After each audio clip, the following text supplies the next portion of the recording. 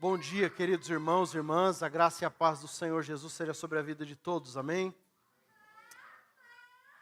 É uma alegria estarmos aqui nessa manhã, juntos, reunidos mais uma vez para adorarmos ao nosso Deus. Já aproveitamos esse período de louvor e de adoração, e que agora Deus fale ao nosso coração em nome de Jesus. Eu quero convidar você a abrir sua Bíblia comigo, por favor, no livro do profeta Isaías, capítulo de número 40. Abra sua Bíblia comigo, por favor, Isaías 40.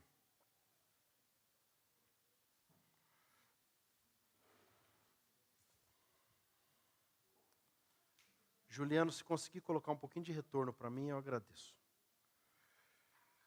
Isaías 40, nós vamos ler a partir do versículo de número 26. Já é o finalzinho do capítulo 40. Nós vamos ler a partir do verso de número 26.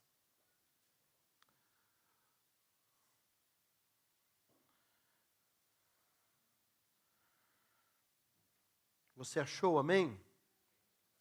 Isaías 40, a partir do verso de número 26. Nós estamos conversando sobre este tema, Rest Area.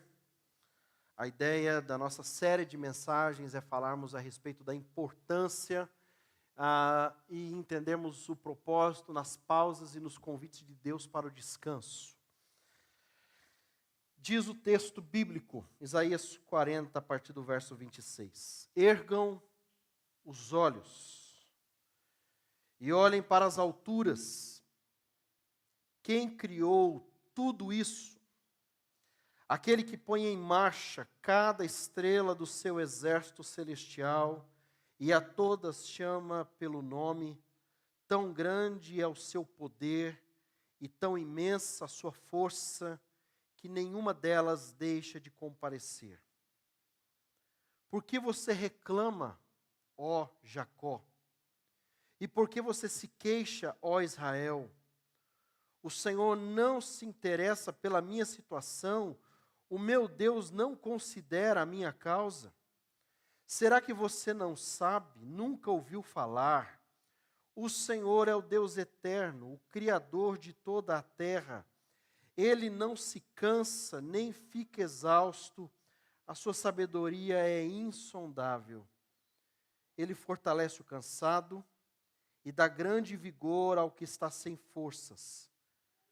Até os jovens se cansam e ficam exaustos, e os moços tropeçam e caem. Mas aqueles que esperam no Senhor, renovam as suas forças. Voam alto como águias, correm e não ficam exaustos, andam e não se cansam. Amém? Deixe sua Bíblia aberta nesse texto, não feche a sua Bíblia, vamos orar, vamos falar com Deus mais uma vez. Pai, nessa manhã nós te damos graças pela tua palavra, nós nos curvamos diante dela na intenção de obedecê-la. Nós te agradecemos porque tua palavra é viva, é eficaz, é como espada de dois gumes, ela penetra no mais profundo, ó Deus, do nosso coração, da nossa alma, ela pode discernir, ó Deus, propósitos do nosso coração e apresentar-nos a tua vontade. Por isso, nesta manhã, enquanto meditamos na tua palavra, revela-nos a tua vontade, revela-nos o teu querer. Nós oramos pedindo a tua bênção sobre cada vida que está aqui nesta manhã. Abre as nossas mentes, o nosso entendimento, os nossos ouvidos e o nosso coração, para entendermos a tua palavra e ouvirmos a tua voz. Nós oramos assim em nome de Jesus. Amém e amém. Nós começamos há 2 domingos atrás esta série de mensagens como tema Rest Area. Nós estamos num período do ano muito importante, que é esse período em que nós fazemos pausas, descansamos. É um momento em que as crianças estão de férias nas escolas, as pessoas estão por aí se movimentando, mudando, trocando às vezes de casa, de estado, de cidade. É o tempo do calor, as pessoas estão indo para os lagos, para a praia, para montanhas, a fim de encontrarem um tempo de descanso, de repouso, renovarem as suas forças, renovarem as suas energias. E este tema veio ao meu coração, Rest Area, eu comentei com os irmãos há 2 domingos atrás, porque você sabe, mesmo quando você sai de viagem, mesmo quando você sai de férias, você faz pausas na estrada. E normalmente esses lugares são chamados de Rest Areas. Lugares onde você faz uma pausa para descansar, para se alimentar, para ir ao banheiro, para abastecer o carro, para jogar o lixo fora. E essas pausas são fundamentais para uma viagem segura e tranquila. Eu, quando estava vindo de Maryland para cá com o meu sogro, por 3 vezes na estrada eu cochilei dormindo, nessas 15 horas dirigindo de lá para cá. E o meu sogro, na 3ª vez, ele disse: Lucas, entra aqui nessa rest area, nós vamos dormir um pouco, durma uma meia hora, 40 minutos, depois nós vamos acordar, lavar o rosto e vamos seguir viagem. E nós fizemos aquela parada, dormi uns 45 minutos, descansei, lavei meu rosto, fomos ali na venda para poder pegar umas bebidas. Eu falei: sogrão, vamos tomar agora um cafezinho gelado. E ele disse: café gelado eu vou tomar, você vai tomar energético. Você tem que tomar energético porque nós precisamos chegar em Georgia. Nós precisamos chegar em Atlanta, eu e você vivos. E nós devemos entender que as pausas são importantes. Se não fosse assim, Deus não haveria colocado a pausa dentro dos mandamentos. Nós não teríamos o mandamento do sábado. Não exatamente da guarda do dia de sábado. Nós sabemos que o Senhor Jesus reinterpretou o sábado. Mas a importância de que devemos parar, estacionar, refletir, descansar, encontrar no Senhor forças novamente. Encontrar no Senhor descanso para a nossa alma, descanso para o nosso corpo. Quando lemos a lei de Deus, não apenas havia o mandamento do sábado, do descanso, mas haviam outras leis que, por exemplo, mandavam com que a terra descansasse. Por 6 anos o povo de Israel deveria arar a terra. Mas no 7º ano deveria haver uma pausa. E eles deveriam apenas se alimentar do que viesse naturalmente, porque a terra precisava de descanso. E nós muitas vezes nos esquecemos disso, principalmente olhando para o nosso contexto, vivendo neste país. Nos deixamos envolver por essa ciranda, por este círculo de atividades, atividades sem fim, trabalhos inesgotáveis, e trabalhamos e nos dedicamos e nos esforçamos, e parece que nós criamos como que uma espécie de status. Parece que é status estar corrido. Se você encontra alguém na rua, encontra alguém no supermercado e pergunta: está tudo bem? Normalmente a gente vai dizer: sim, está tudo bem, mas está tudo corrido, eu estou correndo para lá, eu estou correndo para cá. Se alguém diz que está tudo bem, está relax, está tranquilo, nós pensamos que essa outra pessoa é folgada. Essa pessoa, ela está pensando o que da vida? Ela deveria estar correndo, deveria estar agitada. Então, responder aos outros que nós estamos corridos, que nós estamos estressados, que nós estamos cansados, significa dizer ou significa se apresentar de alguma forma como um certo status. Olha, eu estou nesse ciclo de agitação. Eu estou nessa correria, eu estou nessa roda viva. Eu estou nessa ciranda que não para, de produção e consumo, produção e consumo. E há um livro muito importante que foi escrito há alguns anos atrás por Wayne Cordeiro, chamado Andando com o Tanque Vazio. E ele fala sobre esse problema do esgotamento em nossos dias, e ele diz bem no começo do livro, que o grande problema dos nossos dias não é que nós nos esquecemos que nós somos cristãos. Nós nos esquecemos que somos humanos. E que as nossas baterias, elas precisam ser recarregadas. E é por isso que nós temos conversado sobre este tema. Na primeira mensagem nós falamos sobre o momento em que Jesus convida os discípulos a irem a um lugar com Ele, na sua presença descansar. É o episódio do milagre da multiplicação de pães e peixes, mas é um convite de Jesus aos discípulos que estejam com Ele, para encontrarem com Ele, na presença de Jesus, descanso. E na semana passada, de uma forma muito apropriada, o pastor Pezzini pregou sobre o texto em que Jesus está na casa de Marta e Maria. Marta está agitada, Maria está aos pés de Jesus. Marta se incomoda com o fato de que Maria está ali, ouvindo as palavras do Mestre, repousando na presença de Jesus, sendo ali alimentada pelas palavras de Jesus. Marta se incomoda, chega para Jesus e diz: o Senhor não está incomodado? Que ela não venha me ajudar. E o Senhor Jesus diz o que para Marta?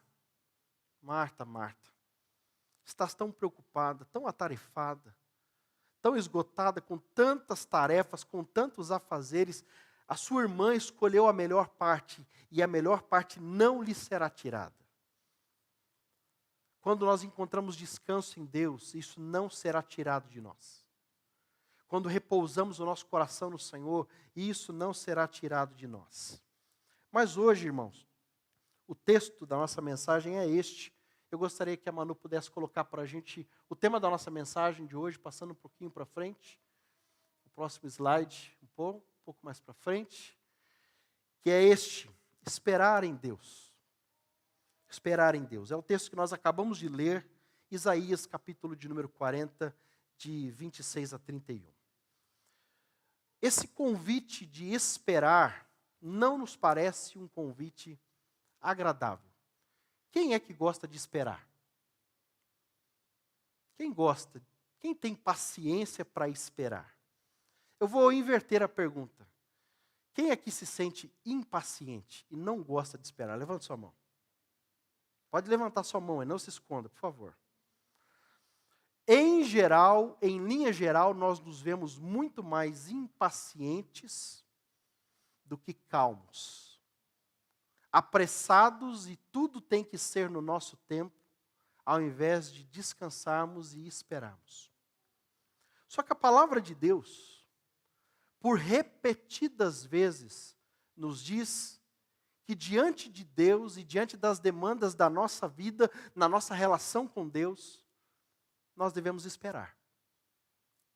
Existem vários convites na Escritura, como por exemplo no Salmo de número 33, quando diz assim, lá no final do Salmo: nossa alma espera no Senhor, nosso auxílio e escudo.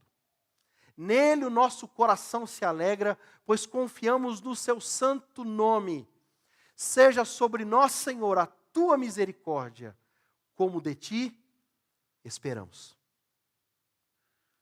Quando lemos, por exemplo, o Salmo de número 27, nos últimos versículos, o salmista diz: eu creio que verei a bondade do Senhor na terra dos viventes, ou seja, aqui onde eu vivo, mas ele termina dizendo: espera, pois, pelo Senhor. Tenha bom ânimo, fortifique-se o seu coração, e espere, pois, no Senhor. Agora, quando lemos este texto de Isaías 40, nós normalmente lemos este texto, mas lemos este texto olhando para o final do versículo de número 31, quando diz: mas os que esperam no Senhor, aí começamos a dizer com força: renovem as suas forças. Sobem com asas, voam como águias, correm e não se cansam, andam e não se fadigam. Mas o texto começa dizendo: mas os que esperam. O convite da espera não é um convite propício para os nossos dias. Não é convidativo. Especialmente no nosso contexto, porque esperar demanda tempo. E tempo aqui onde vivemos significa o que, gente? Dinheiro. Esperar demanda tempo.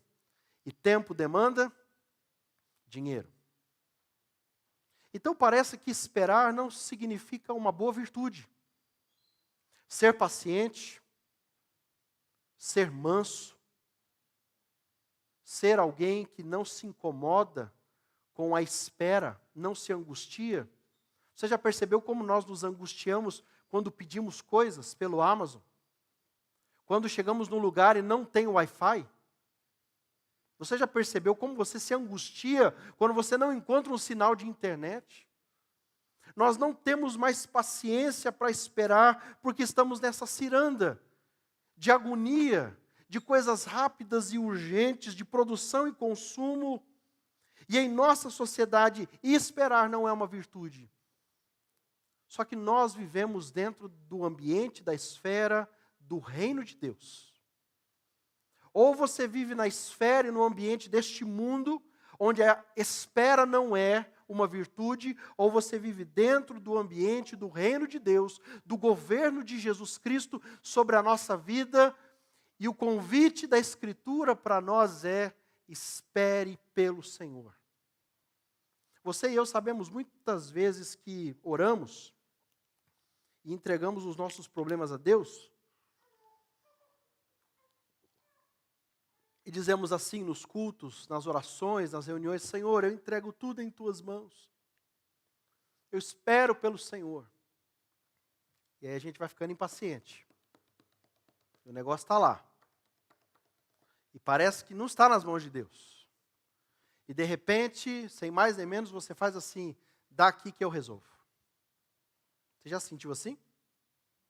Entrega na mão de Deus, mas depois de um tempo você acha que Deus não está fazendo nada, como exatamente o texto nos diz, quando Jacó, o povo de Israel, olha para o Senhor e diz: o Senhor não se interessa pela minha situação, como está no verso de número 27. Deus não se importa com a minha causa. Parece que Deus não está olhando para mim, então eu vou lá e eu tomo das mãos dele, e agora eu resolvo, porque esperar o Senhor é difícil demais. É difícil demais. O convite da Escritura para nós nesta manhã é: espere no Senhor. Você pode dizer isso para quem está do seu lado? Espere no Senhor.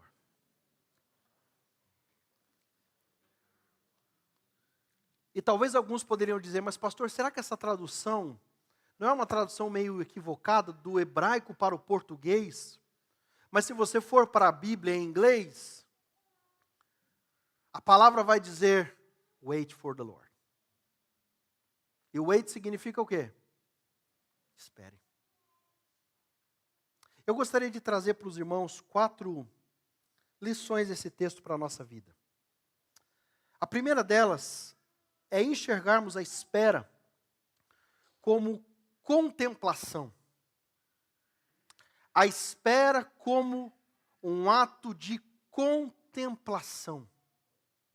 O texto bíblico nos diz, começa dizendo a partir do verso de número 26, ergam os olhos e olhem para as alturas.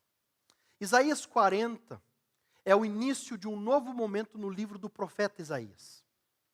O livro do profeta Isaías, ele tem a característica de nos apresentar toda a realidade do povo de Israel que estava lá vivendo no território de Israel, no território de Judá, a invasão babilônica e o fato deles terem sido levados como escravos, prisioneiros para a Babilônia e terem ficado lá 70 anos. E aqui no capítulo de número 40 começa o chamado livro da consolação, em que o profeta começa a consolar o povo que já havia passado 70 anos lá como escravos na Babilônia. Depois desses 70 anos de escravidão, Deus havia prometido que eles voltariam, e aqui o profeta está consolando o povo e os convidando a voltar, porque de fato Deus abriu a possibilidade, através do reino da Síria, que eles voltassem para Jerusalém e pudessem reconstruir a vida. Mas havia no meio do povo ainda muita reclamação. E no meio dessa muita reclamação, o profeta faz um apanhado, faz uma apresentação do poder e da glória de Deus. Se você quer entender um pouco dos atributos de Deus, quem Deus é, sua glória, seu poder, sua majestade, leia todo o capítulo 40. Isaías vai nos apresentar a grandiosidade de Deus, e o profeta termina o texto dizendo: erga os olhos e olhem para as alturas. Quem criou tudo isso? E ele está fazendo isso justamente para nos apresentar um Deus que não se cansa, porque ele vai dizer um pouco mais para frente, que o Senhor, ele não se cansa, ele não fica exausto, no verso de número 28, mesmo sendo um Deus que não se cansa, ele descansa. Por que é que na obra da criação Deus cria em 6 dias e no 7º dia ele descansa, se ele não se cansa? Você já fez esse tipo de pergunta? Por que é que Deus descansou se Ele não se cansa? Se você não está cansado, você não precisa descansar.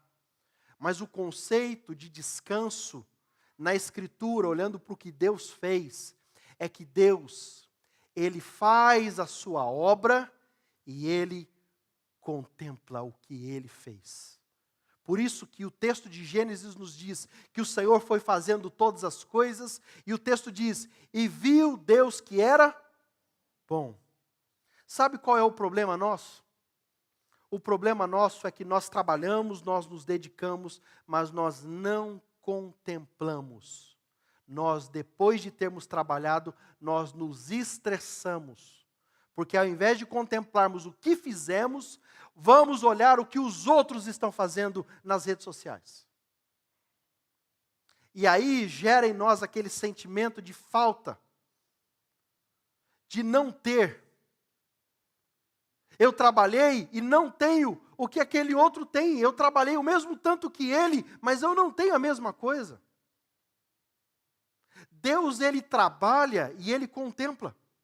Ele trabalha e Ele diz, foi bom. Ele trabalha e Ele diz, foi muito bom. Ele enxerga as suas próprias obras. Ao invés de nós trabalharmos e desfrutarmos o tempo em família, juntos, como pai, mãe, filhos, filhas, termos ali a alegria de celebrarmos o que foi conquistado durante a semana, nós vamos olhar o que os outros estão fazendo, o que os outros estão ganhando, o que os outros estão conquistando. E isso vai gerando em nós o quê? Angústia. E a gente não descansa. E é por isso que eu comecei a ler o texto com os irmãos a partir do verso de número 26, quando Isaías convida o povo dizendo, erga os olhos e faça a pergunta, quem criou tudo isso? Quem é que me deu forças a semana inteira para eu trabalhar e conquistar o que eu conquistei? Mesmo que eu não tenha conquistado o que os outros conquistaram, numa questão comparativa, o Senhor não deixou com que nada faltasse na minha mesa. O grande problema é que nós vivemos numa sociedade de comparação, numa sociedade de disputa. Salomão vai dizer no livro de Eclesiastes que a motivação que existe entre os homens para conquistar as coisas neste mundo, é a competitividade que existe entre eles. Mas o Senhor não tem competitividade nenhuma com ninguém. Ele simplesmente faz as suas obras e descansa nas suas obras, porque Ele contempla o que Ele fez.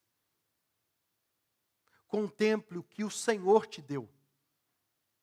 Não contemple o que o Senhor está dando para os outros.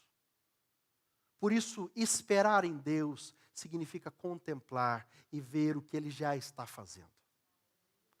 Porque Deus não está parado.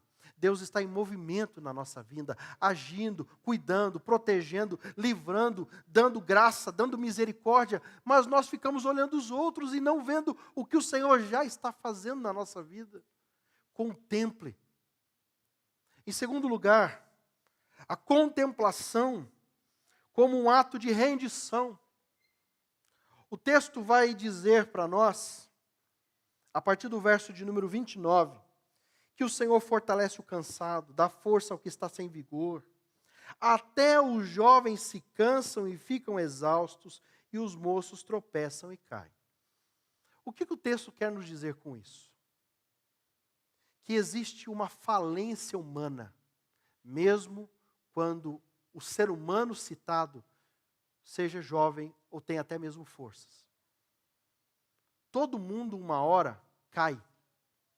Todo mundo, uma hora, se esgota. Pergunta para os jovens que estão aqui hoje.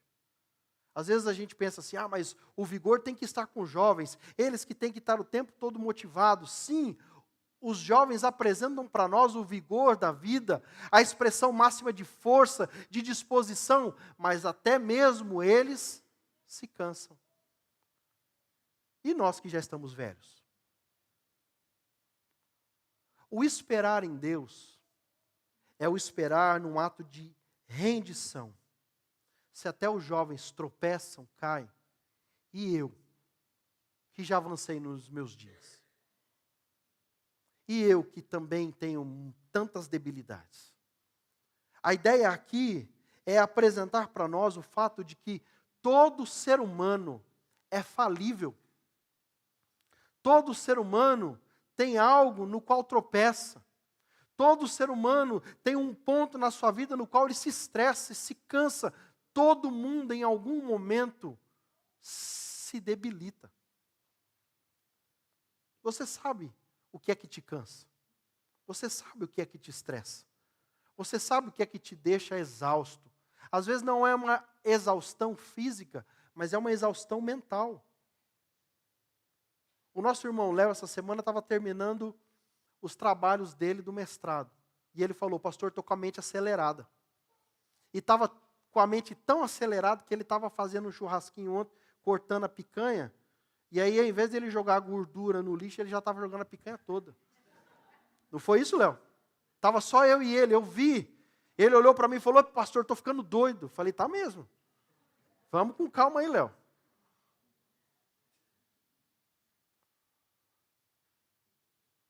Se não é exaustão física, é exaustão mental. Gente, todo mundo tem uma área no qual é fraco, é fragilizado, é débil, tem dificuldade. Todo mundo. E são nessas áreas, nessas circunstâncias da nossa vida, que muitas vezes o inimigo sobrevém sobre nós, para nos atacar, para nos fragilizar. E o texto está dizendo, se renda. É melhor você esperar em Deus e confiar no Senhor, porque sozinho você não dá conta. Você não está vendo que até os jovens tropeçam e caem? Até os jovens perdem as suas forças? Então espere no Senhor. Em terceiro lugar, esperar em Deus como uma renovação. O verso de número 31, a conclusão do texto, nos diz, mas os que esperam no Senhor renovam as suas forças. Esperar em Deus pode ser um ato de contemplação, esperar em Deus pode ser um ato de rendição. Eu não dou conta sozinho, eu não sou tão forte quanto eu penso, mas esperar em Deus é também um processo de renovação de Deus na nossa vida. Você sabe muito bem que é dado aqui para nós o exemplo da águia. E quantas vezes talvez você já tenha ouvido mensagens que nos falam sobre esse ciclo, ou os ciclos de renovação da águia.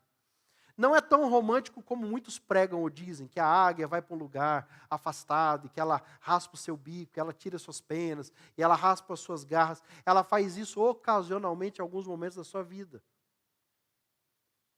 E isso deve acontecer na vida de todos nós, porque a vida segue ciclos. O grande problema é que nós não respeitamos os ciclos, nem os nossos e nem os dos outros. Nós muitas vezes não esperamos os ciclos serem completados na nossa vida e não damos tempo para que os ciclos se completem na vida dos outros. Nós não esperamos com que Deus complete a obra dele na nossa vida e nem esperamos com que Deus complete a obra na vida dos outros. A gente é impaciente. Nós somos inquietos. Nós queremos as coisas rápido. Porém, enquanto nós esperamos, Deus precisa nos renovar. Porque a renovação é algo de dentro para fora. O esperar é o momento em que Deus começa a trabalhar no seu interior, na sua interioridade, nos seus sentimentos, nas suas reações, nas suas dores, nas suas angústias, e até mesmo nos seus desejos. Porque quando nós esperamos, nós descobrimos que aquelas coisas que às vezes nós queríamos tanto, nem precisamos dela. Esperamos, o negócio não vem na nossa mão e a vida está andando, gente.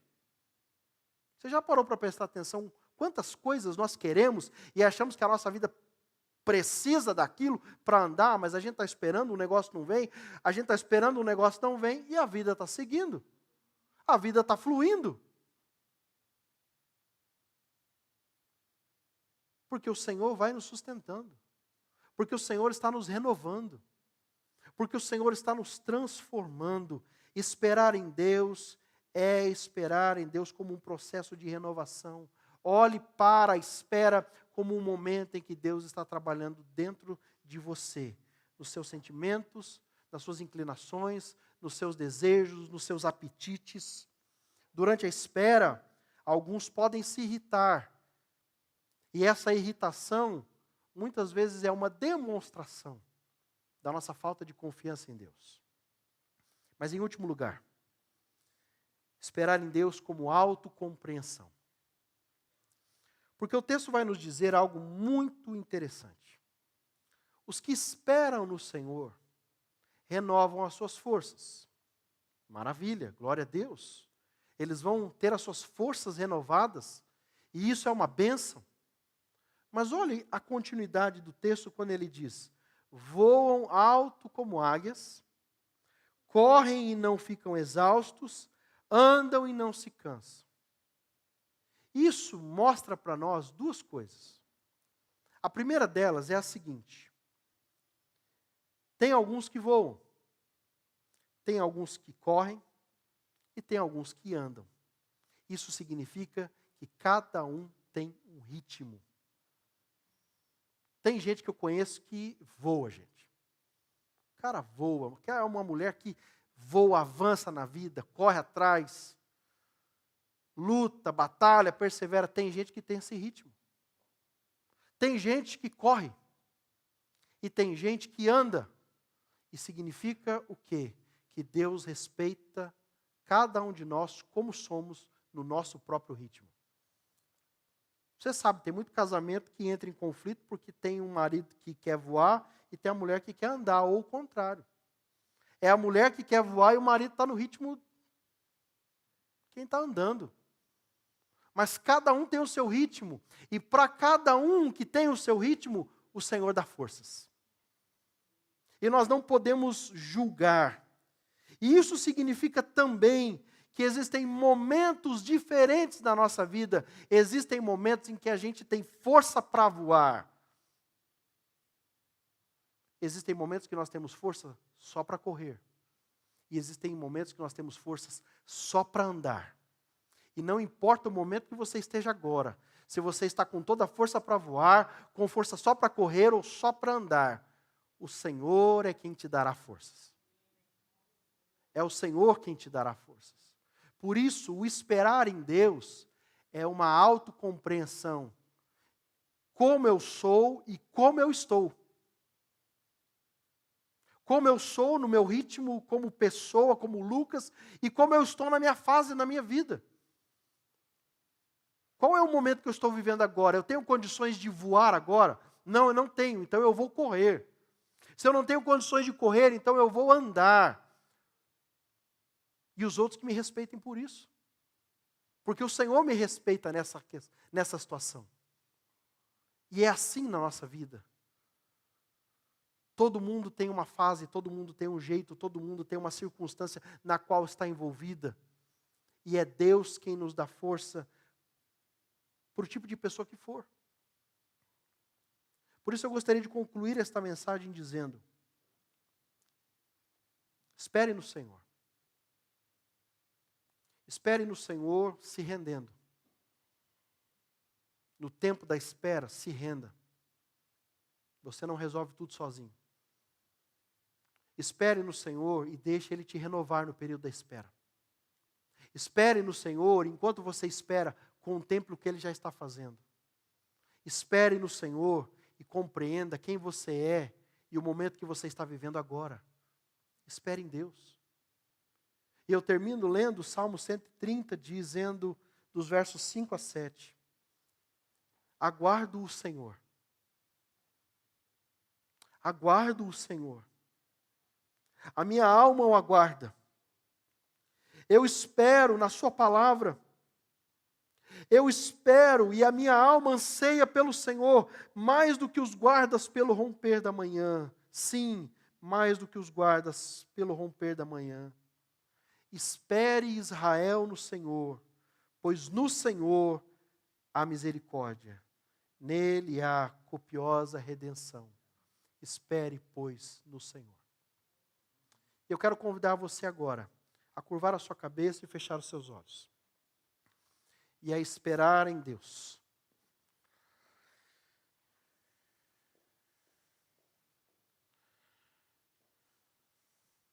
Você está agitado, agitada, você está estressado, estressada, você está angustiado, angustiada, o convite da palavra de Deus nesta manhã é: espere no Senhor.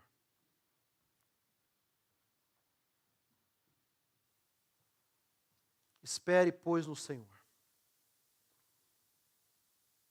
Nossa alma espera no Senhor, nosso auxílio e escudo. Nele o coração se alegra, pois esperamos no seu santo nome. Seja sobre nós, Senhor, a tua misericórdia, como de ti esperamos.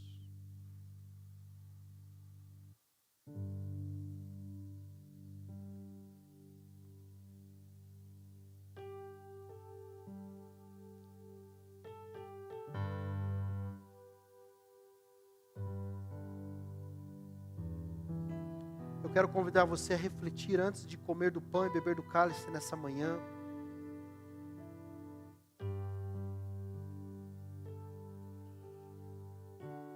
A lembrar-se que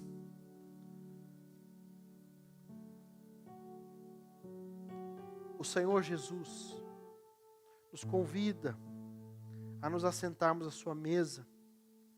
Nós podemos comer na sua mesa sem pressa, sem correria, sem agitação, sem ansiedade, sem estresse.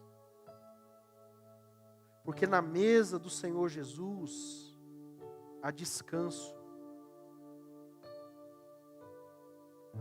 O Senhor Jesus diz a mim e a você nesta manhã: venham a mim todos vós que estáis cansados e sobrecarregados, e angustiados e estressados, e eu